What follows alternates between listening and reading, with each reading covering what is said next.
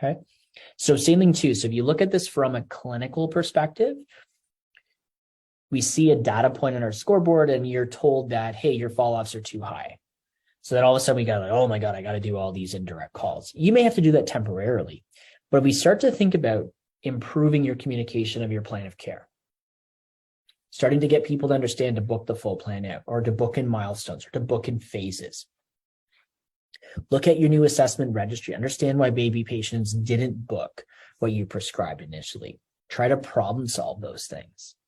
If you're really not sure, ask your owner how to help you. Look at your clinic director. We had one individual in the last call too, is like, actually, it was you, Candace. Like, you're only in the clinic 1 day a week.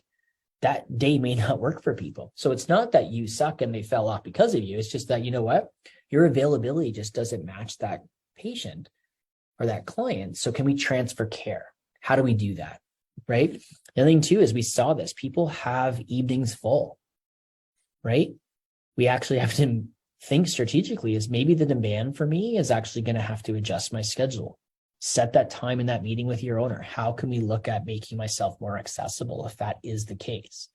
Most of the time too, when we see people, Joanna, you said it too, is, you guys get one cancellation. I bet the evening is probably even worse than the mornings, right? That cancel happens, done. There's a wait list. There's no way that patient's going to get back in for weeks or months, right? So we have to think about those things. And obviously, we've been in a situation where we have lots of outbound scripts, right?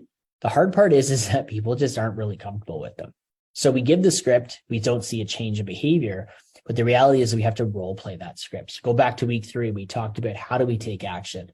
It's about practicing those strategies. All of us are extremely intelligent. If you give me a script, I'll read it, but it doesn't mean I'm going to exude any confidence when I actually do it, right? Or we got to do, the typical strategies of Rick Lau, right? We split test things. What's the right subject line to send an email?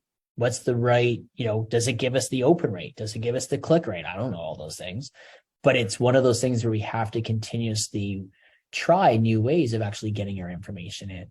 And half the time, I wouldn't be surprised if some of our patients, all of our outreach goes to their spam. So there's something that we have to do differently when we actually first meet them, is to say, hey, I need you to make sure I'm going to email you your home program, or I'm going to email you something, make sure you get it. And we confirm that they would get it, because now we know we're not going in there.